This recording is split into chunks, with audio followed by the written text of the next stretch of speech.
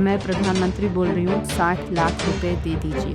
1619 crore cash ready करता हूँ। मैं बांग्लादेश का बाबू। रसीद पीएमओ से जाकर कलेक्ट कर ले।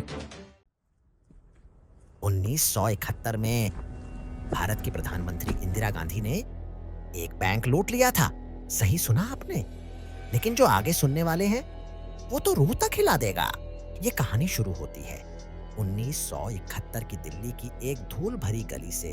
कभी कभी सबसे बड़े जुर्म बिना टोप, बिना बंदूक, सिर्फ एक फोन से होते हैं। यह है पार्लियामेंट स्ट्रीट का state bank of India branch, जहां भारत के इतिहास का सबसे अजीबोगरीब बैंक फ्रॉड शुरू हुआ था। मैं एक आदमी भेज रही हूँ, उसे 60 लाख रुपए दे दिए जाएं। कोई फॉर्मेलिटीज की जरूरत नहीं। अब जरा सोचिए, 1971 के 60 लाख आज के दौर में कितने होते? आज के हिसाब से 1619 करोड़ से भी ज्यादा। और अगर वो 60 लाख रुपए 1971 में म्यूचुअल फंड्स में लगाए गए होते तो आज हम उसकी गिनती भी नहीं कर पाते। लेकिन उस वक्त तो सेंसेक्स था ही नहीं। हम बात कर रहे हैं 1971 के नगरवाला केस की। आइए जानते हैं कि असल में हुआ क्या था। State bank of India, parliament street branch, 1971। एक आम दिन जैसे हजारों और दिन हुआ करते थे। मैनेजर थे वेद प्रकाश मल्होत्रा जी, एक जिम्मेदार और ईमानदार मैनेजर। कैश काउंटर संभालते थे महेश शर्मा, तेज लेकिन ठीक ठाक अनुभव वाले। और जैसे हर बैंक में होते हैं, लेजर क्लर्क्स, अकाउंट ऑफिसर्स रोज की अपनी दौड़ भाग में व्यस्त। और इन सारे लोगों की सुरक्षा है इन महाशय के हवाले। सब कुछ आम दिन की तरह शुरू हुआ था, पर तभी एक फोन कॉल ने सब कुछ बदल दिया। हेलो, वेद प्रकाश बोल रहा हूँ। कौन? मैं प्रधानमंत्री बोल रही हूँ। आपके पास अभी ब्रांच पे कितना कैश पड़ा है? मैडम, करीब 60 लाख के आसपास होगा। ठीक है, मैं एक आदमी भेज रही हूँ। आप उस आदमी को 60 लाख रुपए दे दीजिए। पर मैडम, वो क्या मैं जान सकता हूँ क्यों और किसके अकाउंट से? क्योंकि मैंने कहा है। और लिख दीजिए, प्रधानमंत्री को जंग लड़ने के लिए पैसे की जरूरत थी और आपको पेमेंट रिसीट मिलेगी। बिल्कुल कुछ इलीगल करने को नहीं बोल रही हूँ। जैसा आपका आदेश मैडम। और कोई सवाल है? नहीं मैडम, मैं कैश रेडी करता हूँ। धूप से भरी दिल्ली की दोपहर में एक आदमी बैंक के दरवाजे पर आया, सादे कपड़ों में, एक सिंपल टोपी पहने हुए, जैसे किसी को कुछ जरूरी काम हो।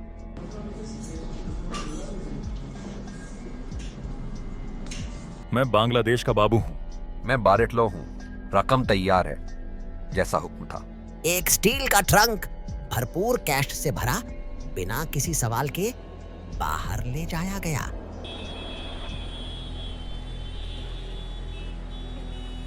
वेद प्रकाश जी से कहना इसकी रसीद पीएमओ से जाकर कलेक्ट कर ले। सीधा चलो, फ्री चर्च रोड के पास। और कुछ देर बाद बिना किसी शोर शराबे के वो आदमी कैश के ट्रंक के साथ दिल्ली के सुनसान रास्ते पर गायब हो गया। ईमानदारी और नियम के पक्के वेद प्रकाश मल्होत्रा जल्दी जल्दी कैश ट्रांजैक्शन की रसीद लेने के लिए पीएमओ की तरफ निकल पड़े।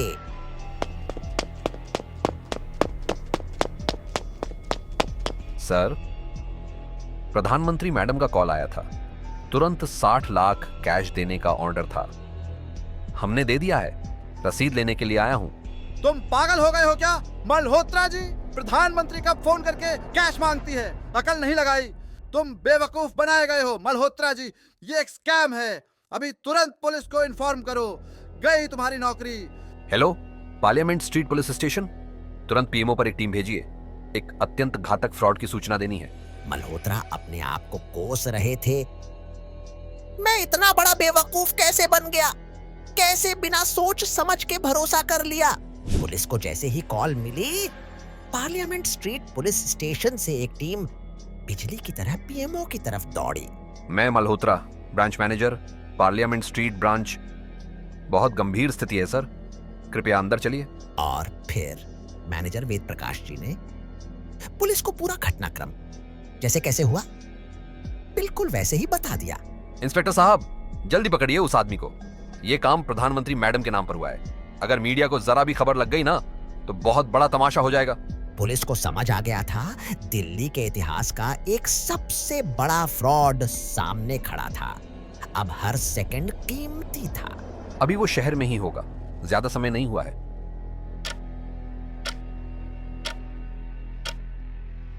पुलिस ने तुरंत कार्रवाई करते हुए एक स्केच आर्टिस्ट को वेद प्रकाश जी से मिलवाया ताकि उस अपराधी का स्केच बन सके जिसे पूरी दिल्ली में ढूंढना था और अब शिकार का चेहरा बन के उभर रहा था। एक नाम, एक छवि जिसे दिल्ली की सड़कों पर ढूंढना था। तुम इस इंसान के साथ बैंक से एक सिल्वर रंग का ट्रंक लेकर चले थे, कहाँ छोड़ा था इसे? साहब, फ्री चर्च के पास उतारा था, ट्रंक के साथ। चाय की टपरी के पास जब पुलिस अपने विचारों का आत्ममंथन कर रही थी तब एक अन्य ड्राइवर उनकी बातें सुनकर आगे बढ़ा और बोला, साहब, इस आदमी को मैंने फ्री चर्च के पास वाली सड़क से उठाया था और उसे दिल्ली पारसी धर्मशाला में छोड़ा था, बस। और क्या था? मालूम पड़ते ही पुलिस तुरंत पहुंच गई दिल्ली के पुराने शहर में पारसी धर्मशाला के एक कमरे तक जहां सारी सच्चाई छुपी थी।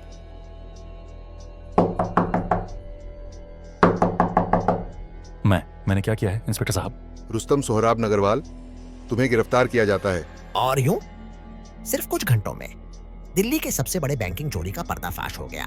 एक फोन कॉल, एक भरोसा और एक पल की गलती जिसने पूरे देश में एक भूकंप ला दिया। नगरवाला पकड़ा गया, पैसे वापस आए, लेकिन एक निशान, भरोसे पे लगी एक दाग हमेशा के लिए छोड़ गया। दोस्तों, ये था 1971 का नगरवाला घोटाला। एक भरोसा, एक कॉल, एक चाल और दिल्ली को हिला देने वाला हंगामा। अगर सफर पसंद आया हो तो कमेंट में बताइए कौन सा मोड़ आपको सबसे हैरान करने वाला लगा। अगले राज का संकेत चाहिए तो जल्दी से सब्सक्राइब करो और घंटी बजाओ।